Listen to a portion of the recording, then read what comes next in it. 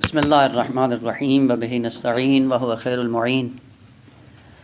سلسلہ کلام ہمارا سورہ مبارکہ مزمل میں جاری تھا، اور پیغمبر اسلام کو خالق کائنات نے جو ادب سکھایا وہ یہ تھا کہ قم اللیل الا قلیلا، اور یہ قم اللیل الا قلیلا اس کو مبرہن کرنے کے لیے کئی ایک علل بعد میں خالق کائنات نے بیان فرمائی ہیں کہ کیوں کرو قم اللیل، اس لیے کہ یہ فوائد اس پر مترتب ہیں، ان فوائد کی روشنی میں اس کام کو انجام دیں۔ عرض کیا تھا کہ کئی ایک بیان ہوئے ہیں، ان میں سے ایک کیا تھا کہ کیوں قم اللیل الا قلیلا، جواب ان ناشئۃ اللیل ہی اشد وطئا واقوم قیلا۔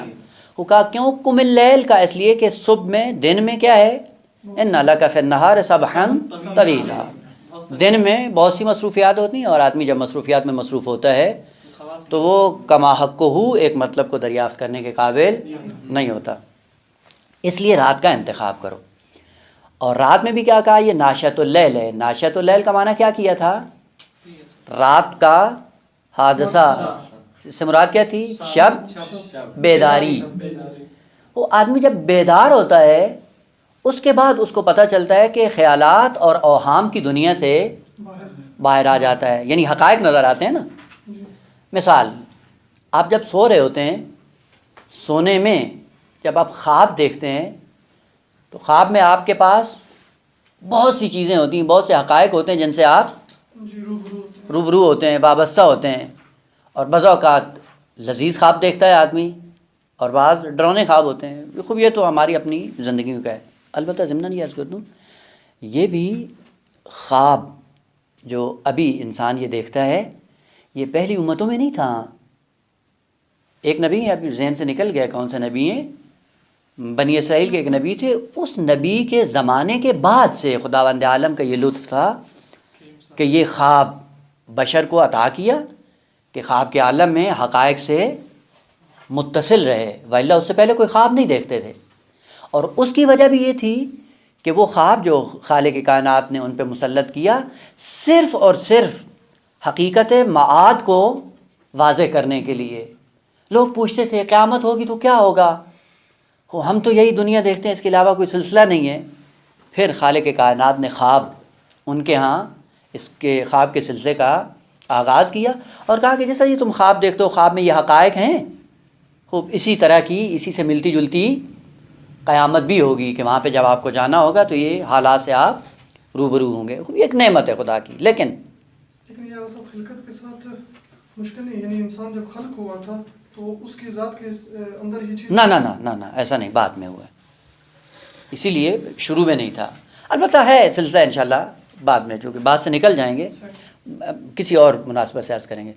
خواب میں جو مطلب آج کرنا وہ یہ ہے کہ خواب میں آدمی دیکھتا ہے بہت سی چیزیں ہیں، ہوتا ہے نا، بعض چیزیں ہوتی ہیں مثلا انسان کے ہاتھ میں ہوتی ہیں، کبھی پیسے کے ساتھ کھیل رہا ہوتا ہے، کبھی کس کے ساتھ، کبھی کس کے ساتھ، اور بہت خوش بھی ہوتا ہے، ایک دم بیداری کے بعد کیا ہوتا ہے،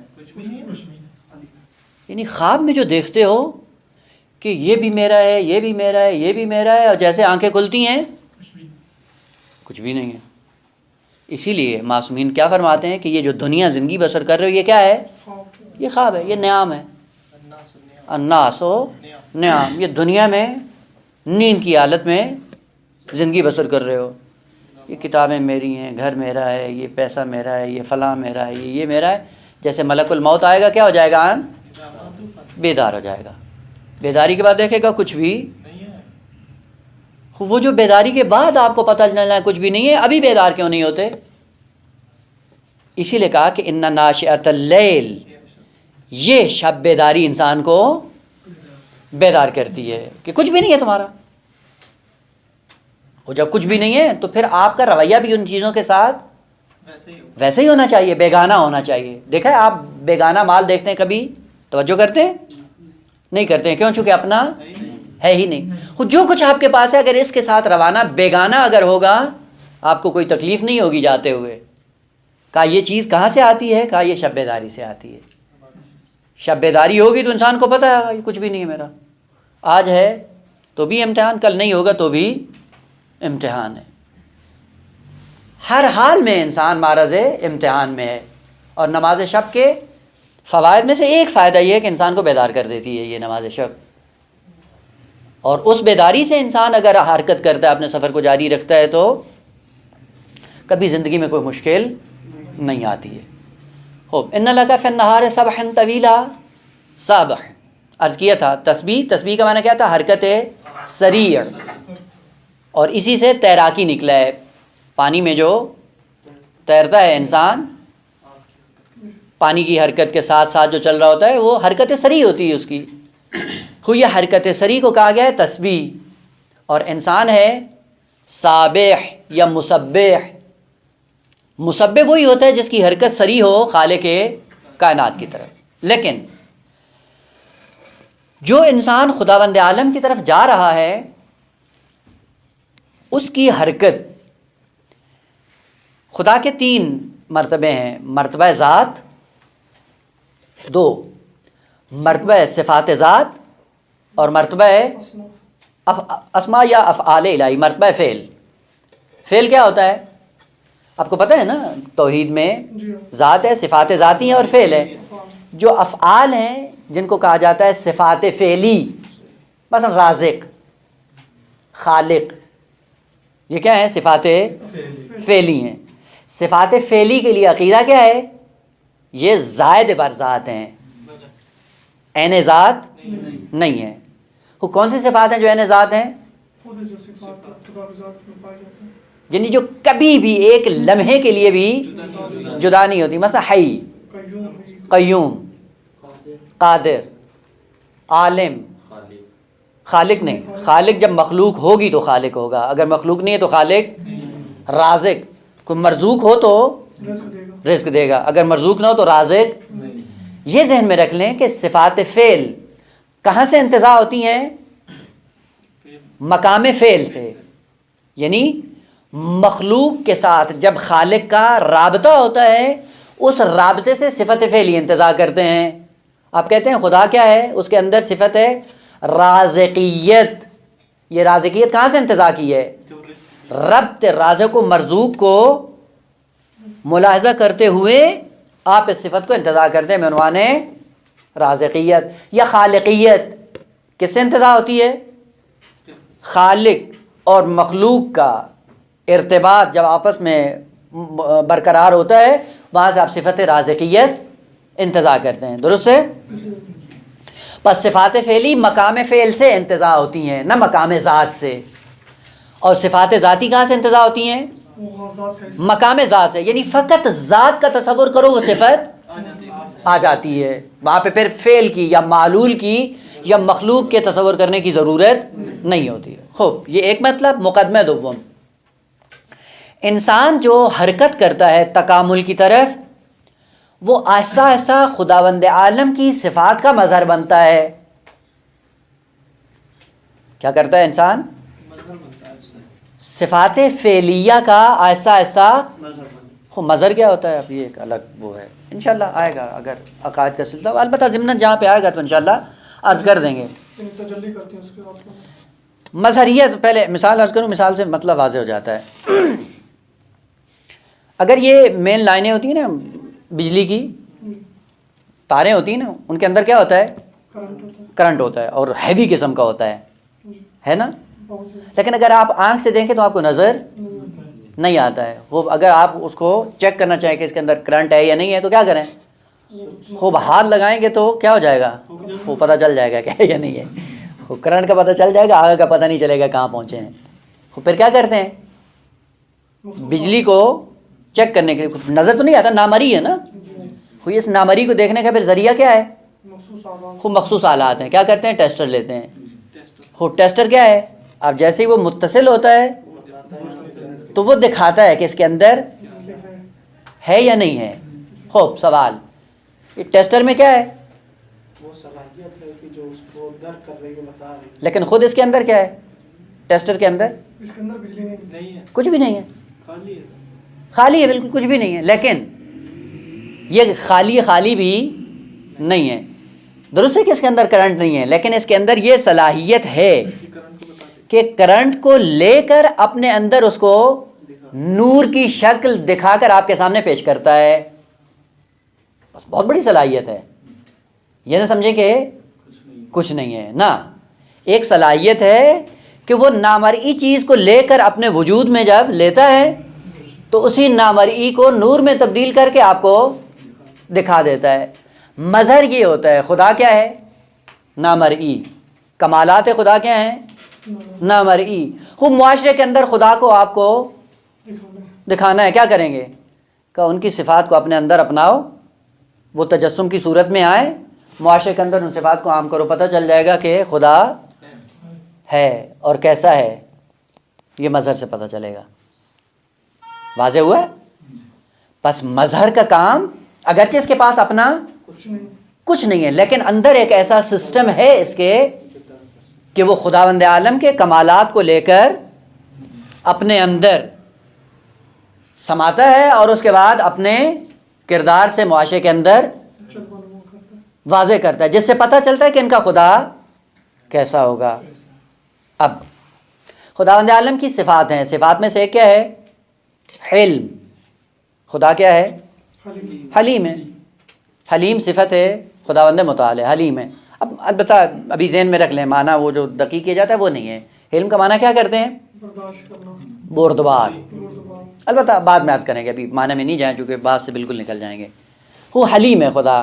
حلیم کا معنی کیا ہوتا ہے؟ تحمل کرتا ہے نا، برداشت کرتا ہے. وہ بھی اتنی مخلوق اس کا کھاتی ہے اور نافرمانی بھی اسی کی کر رہی ہے. مسلسل وہ نعمتیں دے رہا ہے، یہ کفرانہ نعمت کر رہا ہے. بار بار قدم قدم پہ بدماشی کر رہا ہے ہماری اپنی تعبیر کے مطابق. یہ بار بار جو خدا کی نافرمانی کر رہے ہو اور خدا کیا کر رہا ہے؟ یہ حلیم ہے. امام زمانہ علیہ السلام فرماتے ہیں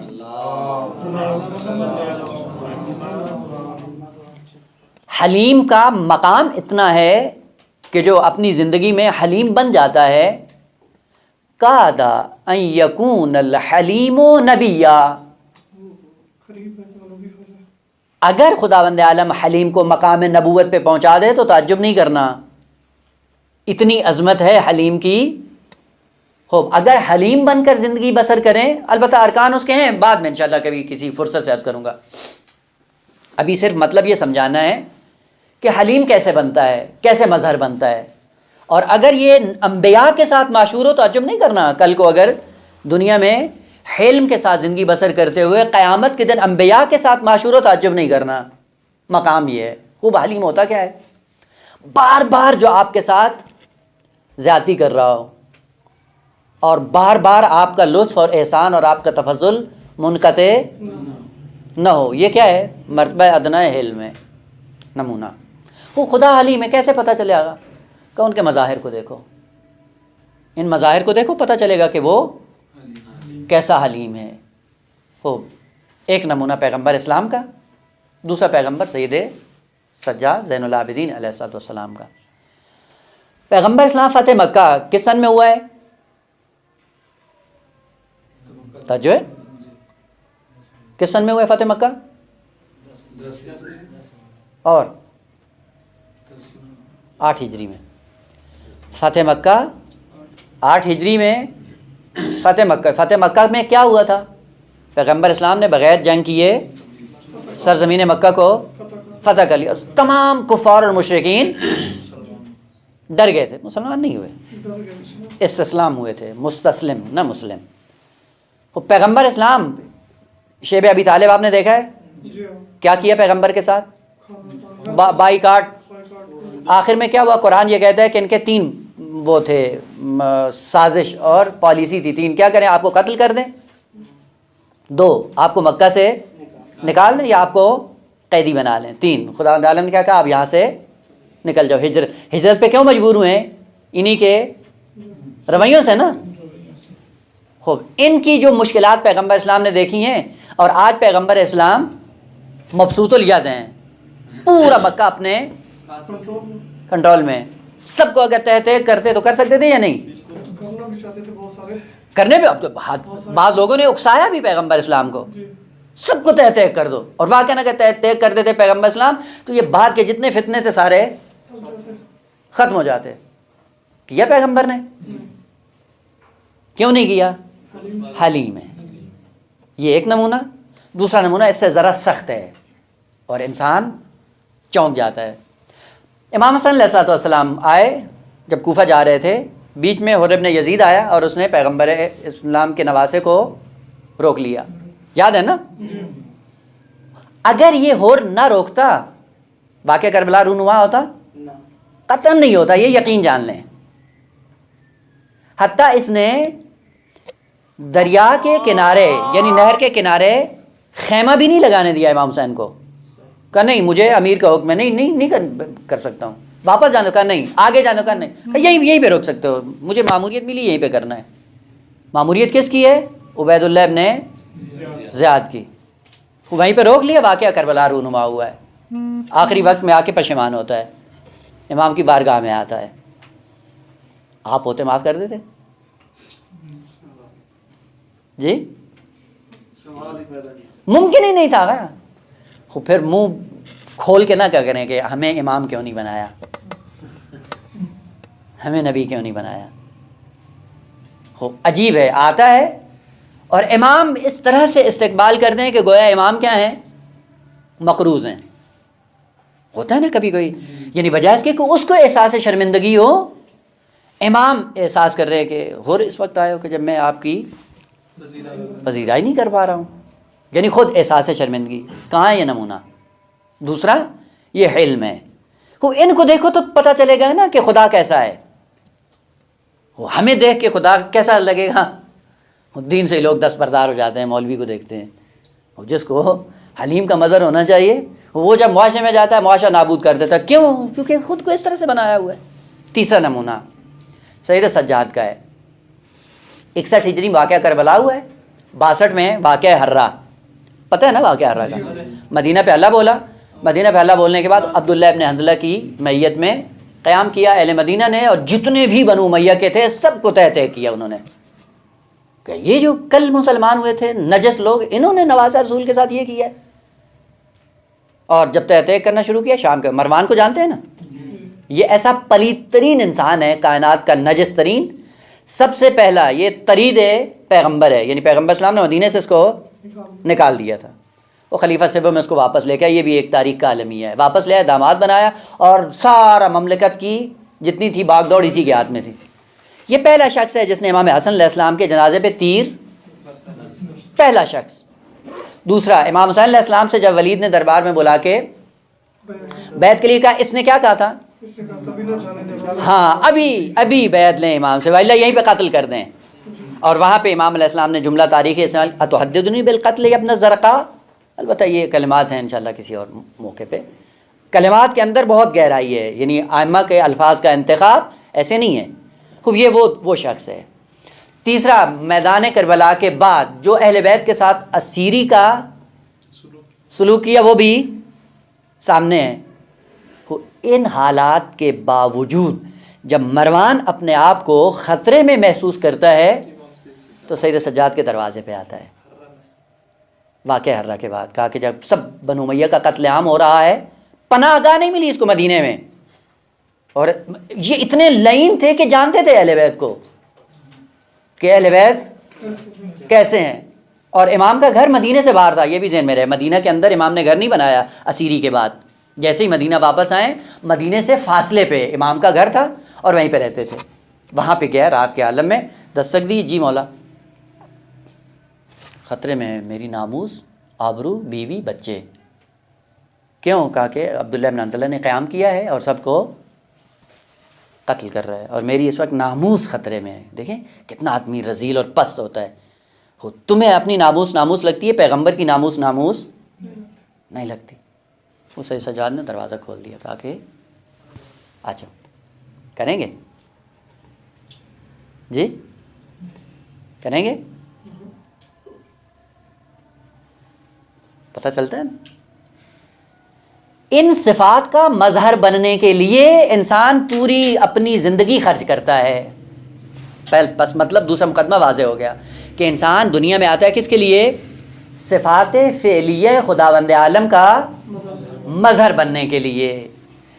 ایک ایک صفت کے کمالات اپنے اندر اپناتا ہے، اپنانے کے بعد اس صفت کا مظہر بن جاتا ہے، اور پھر کام وہی اس اسم کے جو کام ہوتے ہیں انہی کاموں کو یہ انسان انجام دیتا ہے. مثلا اسم ہے خداوند عالم کا کیا؟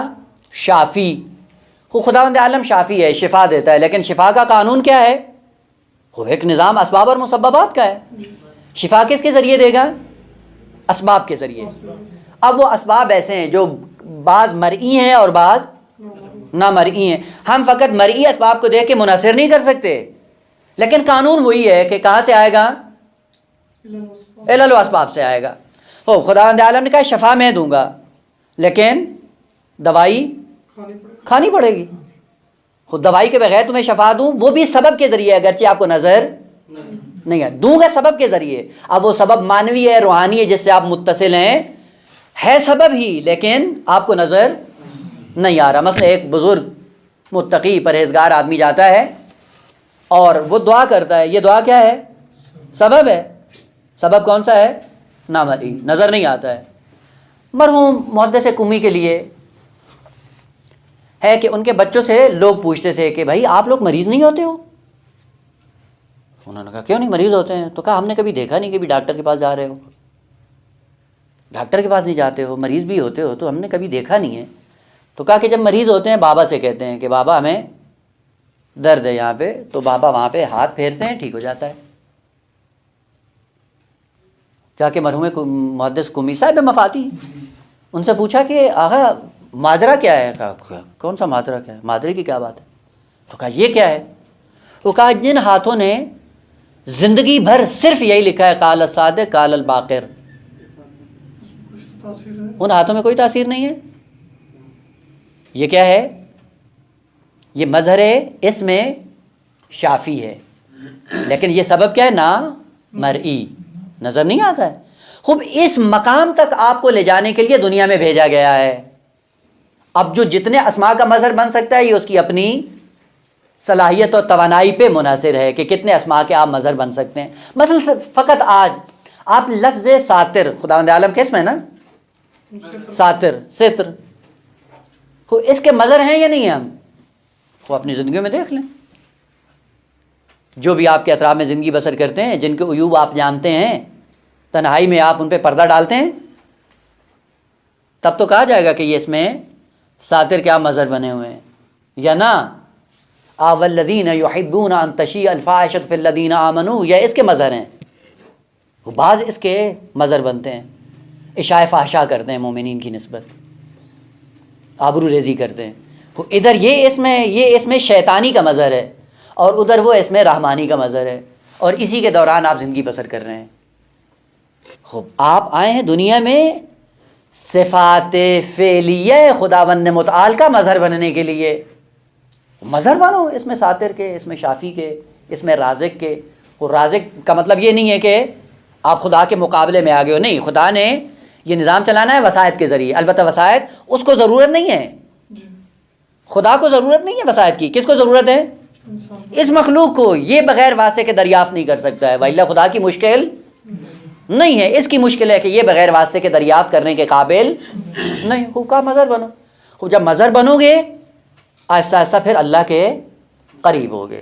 اس میں سے ایک کلمہ ہے اس میں رب کا بھی مظہر ہے. انشاءاللہ کل کی بات میں عرض کروں گا وَاذْكُرِ اسْمَ رَبِّكَ وَتَبَتَّلْ إِلَيْهِ تَبْتِيلًا، کہ وہ ماجرا کیا ہے. ابھی یہ عرض کرنا تھا.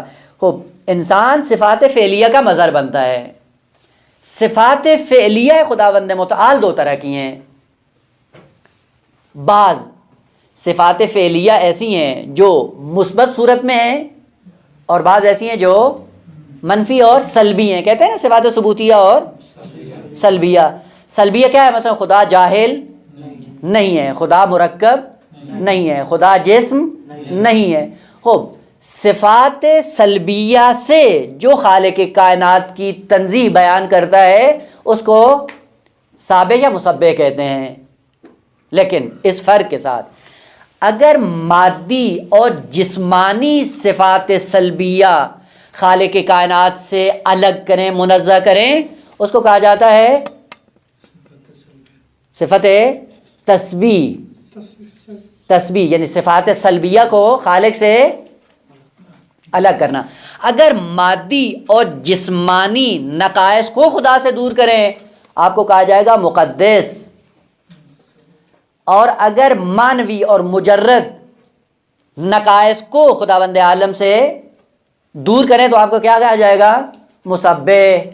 پس تسبیح اور تقدیس میں فرق ہے۔ تقدیس یعنی خدا کو جسمانی صفات سے منزہ کرنا، اور تسبیح کیا ہو جائے گی؟ خدا کو مانوی نقائص سے منزہ کرنا۔ مثلا ایک دفعہ آپ یہ کہتے ہیں خدا جاہل نہیں ہے، یہ نقص دور کر رہے ہیں، لیکن یہ جہالت مادی نقص ہے؟ نہ، مانوی نقص ہے۔ وہ جہالت کو دور کر کے اگر آپ خالق کائنات کی تنزیہ بیان کریں گے آپ کو کیا کہا جائے گا؟ مسبح۔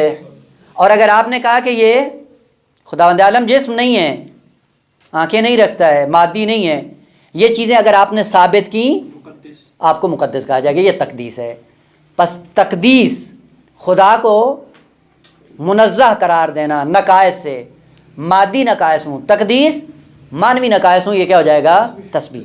خوب بات ہم نے کر دی، پتہ نہیں آپ کے پلے پڑی یا نہیں پڑی۔ مثلا آپ جو کہتے ہیں ہم نے تسبیح بیان کی، تسبیح بیان کرنے کا مطلب کیا ہے؟ ابھی عرض کیا ہے کہ کیا بننا ہے؟ اس صفت کا مظہر بننا ہے۔ خوب مظہر بنے، کیسے مظہر بنے گے؟ یعنی اس صفت کو اپنے اندر لے لینا، جلوہ گر ہونا۔ کتنا خوبصورت ہے دین۔ امام باقر علیہ الصلوۃ والسلام شام میں آئے اور وہاں پہ ایک راہب تھا عیسائیوں کا۔ اب تھوڑا سا لیٹ ہو رہا ہے، مسئلہ نہیں ہے چونکہ آگے نے کہا بات مکمل ہونی چاہیے۔ اس راہب نے، عیسائی نے امام باقر علیہ السلام کو دیکھا اور دیکھ کے پہلا سوال کیا، انت من امت المرحومہ؟ یہ کلمہ تھا امت مرحومہ، مسلمانوں کے لیے استعمال ہوتا تھا، البتہ اس کے پیچھے بھی ایک فلسفہ ہے کہ کیوں کہتے ہیں امت مرحومہ۔ تو امام علیہ السلام نے کہا نعم، بھلا میں امت مرحومہ میں سے ہوں۔ دوسرا سوال کیا کہ امت مرحومہ کے علماء میں سے ہو یا جہلاء میں سے ہو؟ درست ہے؟ امام علیہ السلام نے پلٹ کر جواب کیا دیا؟ لست من الجہلاء۔ کیوں کہا امام نے لست من الجہلاء؟ یہی صفت ہے تسبیح، تنزیہ کا مظہر بیان کرنا تھا۔ دیکھو خدا جاہل نہیں ہے، خوب اس کو ایک مظہر چاہیے، خوب مظہر سے پتہ چلے کہ خدا جاہل نہیں۔ خوب امام کہہ سکتے تھے کہ میں علماء میں سے ہوں، خوب اگر علماء میں ہوتا اس کا سوال ختم نہیں ہوتا، پھر پوچھتا کہ کیا جانتے ہو، پھر امام کو تفصیل بیان کرنا پڑتی، مجھے یہ بھی پتہ ہے، مجھے یہ بھی پتہ ہے، مجھے یہ بھی پتہ ہے، خود سوال لمبا ہو جاتا نا۔ وہ امام نے ادھر سے راستہ ہی بند کر دیا ہے۔ کیا کہا؟ ہاں جہلاء میں سے نہیں، یعنی جس کا تعلق جہالت سے ہے وہ ہم سے دور ہے۔ کون سی چیز ہے؟ تم تصور کرتے رہو، بات ختم ہو گئی، قاعدہ کلیہ بیان کر دیا۔ یہ مظہر بنتا ہے صفات سلبیہ کا۔ صفات سلبیہ کا اس طرح لہذا امیر المومنین ہمیشہ کیا کہتے تھے؟ سلونی سلونی قبل ان تفقدونی۔ پوچھو بھائی کیا ہے؟ کہا کہ میں آسمانوں کے راستے زمین سے بہتر جانتا ہوں۔ پوچھو، کوئی آپ کی ہدایت کا سامان میں کر سکتا ہوں تو لو، لیکن وہ جاہل امت کس چکر میں پڑی رہی۔ بس امام علیہ السلام نے جو کہا کہ لست من الجہلاء، یعنی جہل کی کیا کر دی؟ نفی کر دی۔ خود جو نفی کر رہا ہے یہ کیسا آدمی ہوگا؟ حتماً یہ خداوند عالم سے مرتبط ہے، جو اتنا بڑا دعویٰ کر رہا ہے کہ اصل جہالت ہمارے قریب نہیں آ سکتی ہے۔ خوب ہم اس طرح سے خداوند عالم کی ان صفات سلبیہ کا مظہر بنتے ہیں۔ البتہ صفات ثبوتیہ بھی اپنی جگہ پہ ہیں، اور یہی وجہ ہے ضمن نذ کر دوں، ملائک کیوں خلیفہ نہیں بن سکتے؟ کہ اس لیے کہ وہ صرف صفات سلبیہ کا مظہر بننے کی صلاحیت رکھتے ہیں، صفات ثبوتیہ کا مظہر بننے کی صلاحیت نہیں رکھتے ہیں، اس لیے ان کو خلافت نہیں دی ہے۔ لہذا انہوں نے کہا بھی صحیح، نحن نسبح بحمدک ونقدس لک۔ خدا نے کہا ٹھیک ہے، یعنی خدا نے تائید کی، کہا ہاں ہمیں بھی پتہ ہے کہ تم تسبیح و تقدیس کرتے ہو، لیکن ہمارا خلیفہ فقط تسبیح و تقدیس بلکہ کیا ہے؟ تسبیح و تقدیس صفات سلبیہ ہیں، ان کا مظہر بھی بنے اور ہماری صفات ثبوتیہ کا مظہر بھی بنے، ہمیں وہ چاہیے جو جامع ہو، اور دوسری خصوصیت تمہارے اندر نہیں ہے، اس لیے تم خلیفہ بننے کی صلاحیت نہیں رکھتے۔ مثال، کسی شخص نے آ کے سوال کیا کسی شیعہ عالم دین سے، کہا کہ آقا اوج تو جناب عیسیٰ پہ مکمل ہو گیا تھا نبوت کا، کیوں پیغمبر اسلام کو بھیجا گیا؟ کہا کیا؟ یہ ایک ترتیب ہے انبیاء کی۔ حضرت موسیٰ علیہ السلام کے زمانے تک جو تبلیغ ہوتی آ رہی تھی دین کی طرف، وہ یہ تھا گناہ نہیں کرو، خیانت نہیں کرو، جھوٹ نہیں بولو، یہ نہیں کرو، یہ نہیں کرو، یہ نہیں کرو، یعنی سارے کیا ہیں؟ سلبی احکام۔ حضرت موسیٰ علیہ السلام تک یہ تھا کہ یہ نہیں کرو، یہ نہیں کرو، یہ نہیں کرو۔ کہ جب حضرت عیسیٰ علیہ السلام آتے ہیں، اوج نبوت کا سلسلہ شروع ہوتا ہے، اور وہ کیا کہتے ہیں یہ کرو، کہ نہ، تصور بھی نہیں کرو صفات سلبیہ اور نقائص کا، ذہن میں سوچو بھی نہیں۔ خوب جب اس انسان اوج پہ پہنچ جاتا ہے تو اس کے بعد اصلا ضرورت نہیں ہے کسی نبی کے آنے کی۔ خوب اوج کمال پہ پہنچ گیا۔ یہ عالم دین کہتے ہیں کہ میں تو ایک دم گیج ہوا، گیج ہونے کے بعد میں نے بیوی سے توسل کیا کہ وہ مسئلہ حق و باطل کا ہے، پیغمبر کی نبوت کا ہے۔ وہ کہتے ہیں ایک دم معصومین کی وہ کیا کہتے ہیں عنایت ہوئی، اور اس عنایت سے فوراً ذہن میں آیا۔ میں نے کہا کہ حضرت عیسیٰ تک انبیاء جو آئے ہیں ان کا فقط ایک کام تھا، یہ نہیں کرو، یہ نہیں کرو، یہ نہیں کرو، یہ نہیں سوچو، سلبی ہو تو کوئی ایسا بھی تو آیا جو آ کے بتایا کہ یہ کرو، یہ کرو، یہ کرو تاکہ کامل ہو جاؤ۔ بس ایک رکن ہے انسان کا کہ یہ نہیں کرنا، یہ نہیں کرنا، یہ نہیں کرنا ہے، یہ کیا ہے؟ صفات سلبی۔ اس کے بعد کچھ کرنا ہے، حلیم بننا ہے، شافی بننا ہے، رازق بننا ہے، ان کے کمالات کو اپنی ذات میں اپنانا ہے یا نہیں اپنانا ہے؟ اس کا مظہر کون ہوگا؟ اس کا مظہر بھی چاہیے۔ یعنی فقط امام باقر علیہ السلام جو کہہ رہے ہیں کہ لست من الجہلاء، یعنی جہالت ہمارے ہاں نہیں ہے، کوئی بھی نقص ہمارے ہاں نہیں ہے۔ خوب نقص نہیں ہے، کوئی کمال بھی ہے یا نہیں ہے؟ وہ کمالات ہیں، وہ جو کمالات ہیں وہ صفات کیا ہو جائیں گی؟ صفات ثبوتیہ۔ اس لیے انسان جب حرکت کرتا ہے کمالات کی دنیا میں تو پہلا قدم کیا ہے؟ تسبیح، تقدیس۔ اس کے بعد کیا ہے؟ دوسرا مرحلہ ثبوت ہے، یعنی مقام فعل میں، مقام اثبات میں، مقام وجود میں ان کمالات کو اپنانے کی ضرورت ہے۔ لہذا پہلا سفر آپ کہاں سے شروع کریں؟ تسبیح سے۔ اسی لیے ان لک فی النہار سبحا طویلا، ایسا ایسا ان سے دور ہوں۔ بعد والی آیت کا ارتباط ہے، انشاءاللہ کل عرض ہوگا کہ کیوں وَاذْكُرِ اسْمَ رَبِّكَ وَتَبَتَّلْ إِلَيْهِ تَبْتِيلًا، وہ آیت دوم اسی سبحا طویلا کی تفسیر ہے۔ بس ابھی پتہ چلا کہ تسبیح و تقدیس سے انسان کا سفر شروع ہوتا ہے، لیکن منحصر اس میں نہیں ہوتا۔ یہاں سے آغاز کرو، آہستہ آہستہ پھر صفات ثبوتیہ کا مظہر بننے کے بعد اپنے آپ کو مرحلہ کمال تک لے کے جاؤ۔ والحمدللہ رب العالمین۔